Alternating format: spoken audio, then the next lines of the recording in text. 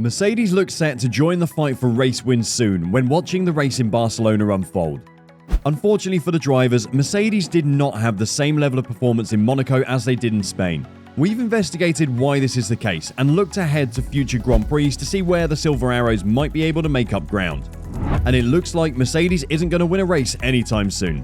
"I kind of expected it," said Lewis Hamilton about the Mercedes W13's poor performance at Monaco after the promising race at Barcelona. "We weren't very good in low-speed sections in the last race anyway. In the race it was okay, but not on a single lap. So we anticipated it would be difficult here. But it's worse than we anticipated because of the bumps. It's just super bouncy for us, everywhere. Slow, medium, and high speed. Very challenging." This wasn't due to the car's prior aerodynamic porpoising, which was mostly addressed in Spain, but to a separate, unintended consequence of the car's very unique concept. It simply doesn't have enough suspension compliance in Monaco to keep it from being smashed into the ground. It was a mechanical constraint, but one that was caused by a suspension that was built around a very stiff aerodynamic base. The 2022 tyre's shallower sidewalls means the suspension needs to do a lot more dampening than previously, and Mercedes' rear suspension appeared to be struggling in Monaco. The car is sprung extremely stiff in order to keep its aero platform stable, maximize downforce, and limit the porpoising issue that can occur on quicker tracks. At Monaco, it wasn't possible to run it any softer and smoother the bumps that way, probably due to a lack of travel in the suspension geometry. This just presented the car with a new difficulty than the one it had earlier in the season, but one that was just as debilitating. Over the bumps, the car was simply crashing into the ground and the suspension's lack of compliance became punishing. But that was only the beginning of a series of concessions for the car. In order to avoid the car bottoming out as the rear suspension travel was depleted, the crew increased the rear ride height even higher than it would ordinarily be on a street circuit. This comes at a high expense in terms of rear downforce. However, in order to be speedy around such tight curves, the drivers required a responsive front end. Mercedes used their earlier pre-Miami front wing here because it provides more downforce directly on the front axle, which helps with responsiveness. The new front wing introduced in Miami produces greater outwash, which aids rear aerodynamics and increases total downforce, but at a lower production by the front wing. The old wing provided Lewis Hamilton and George Russell with the initial responsiveness they required through the Monaco streets. But it also made the rear end even more wayward than it was already when running such a high rear ride height. The earlier front wing used at Monaco preserves more of the airflow for itself across its whole width, since it lacks a severe cutaway at the bottom of the end plates that allows for better outwash of the airflow past the front tires and all the way down the car. The air pressure difference between the upper and lower surfaces of a wing provides downforce. The difference is reduced by bleeding some of the airflow away at the outboard ends, as the modern wing does. "We have poor rear downforce," confirmed Hamilton after qualifying. "Loads of front and nothing on the rear."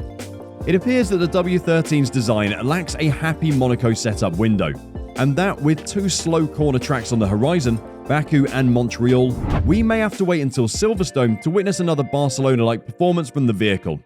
What are you expecting from Mercedes in the coming races? Let us know in the comments down below. Well, what does this mean for Mercedes? Even though George Russell currently occupies 4th place in the drivers' standings, it's still difficult to place Mercedes in the championship race. Russell has finished in the top 5 in every race so far this season, an excellent record, but only in Spain did he appear to be a true contender at the front. Hamilton only managed to finish a disappointing 8th at Monaco GP after being held up by Fernando Alonso the whole race. Right now, Hamilton is currently 6th in the drivers' standings with 50 points. In Spain, Hamilton was able to show incredible pace in the W13 after finishing 5th after colliding with Magnussen in the opening stages of the race. Barcelona looked to be a turning point for Mercedes, as they were considerably more competitive than in previous rounds and appeared to have a handle on the bouncing that had been causing them so much trouble up to that point. The bumpy and tight street circuit at Monaco, on the other hand, was a step backwards for their car. Toto Wolff, on the other hand, remained positive, despite the fact that he expected the last race to be difficult. The gain made in Spain hasn't been lost, but Mercedes may have difficulty on certain circuits in the future, so it will be fascinating to see if Baku's and Montreal's characteristics, still street circuits but quite different from Monaco, will assist or hinder them. And trackside engineering director Andrew Chauvelin has more bad news for Silver Arrows. They should not expect miracles in Baku. Mercedes had a fresh start after the Spanish Grand Prix. Toto Wolff was even talking about winning the world title. but after his performance in Monaco, that sounds like a pipe dream. George Russell came in 5th place by a long shot, but Lewis Hamilton didn't even make it past 8th place owing to a poor qualifying. It was a lot harder to get the car to work around Monaco than Barcelona. In Barcelona, we had good race pace, even though we know there is still work to do to close the gap to Red Bull and Ferrari. In Monaco, it's a bumpy circuit, and we struggled with the ride of the car. That was affecting the confidence of the drivers to carry the speed, so we couldn't drive as close to the optimal like in Spain, says the trackside engineering director. And this week, Formula 1 heads to Azerbaijan, where there is also a street circuit, and that means there are more concerns for Chauvelin. Baku might present similar challenges. We do try to improve so that we can get the car closer to the optimal window, but we know that in addition to base performance to the car, we also need to make sure the car works better on a wider range of circuits, Chauvelin concluded. Mercedes has been working hard to reduce the gap on Ferrari and Red Bull Racing throughout the recent race weekends. For the time being, this is a trial and error process as they did seem closer in Barcelona, but lost out on pace in Monaco. But technical director Mike Elliott is optimistic that everything will work out. Elliott sees the beauty behind the scenes of how hard the manufacturing workers are working to make a better car for Lewis Hamilton and George Russell. The director is thus willing to go to great lengths this season to restore Mercedes' dominance, while keeping a close eye on the overall situation. And yes, that means staying on top of financial conditions as well, which is, according to Elliott, difficult. There's a budget cap that's quite constraining, and as a consequence of that, you have to make good decisions about both what we do for the rest of the year, but also what we do for next year, he stressed.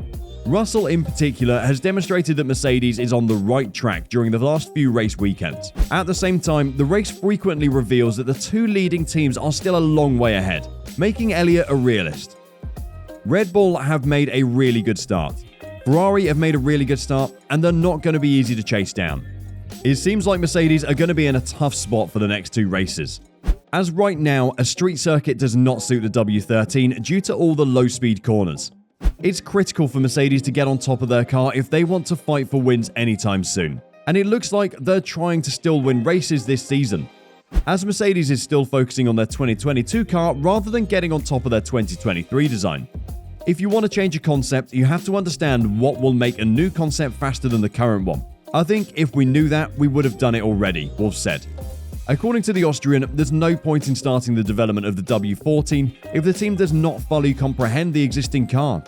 According to Wolff, the team will have more time in the wind tunnel starting this month to make evolutions and gain a greater understanding of the car.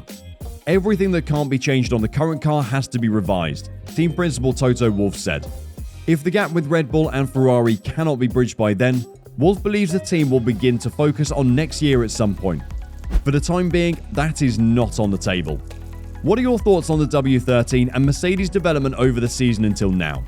Let us know in the comments below. Thank you for watching till the end. Like the video and subscribe if you enjoyed it, and we'll see you in the next video.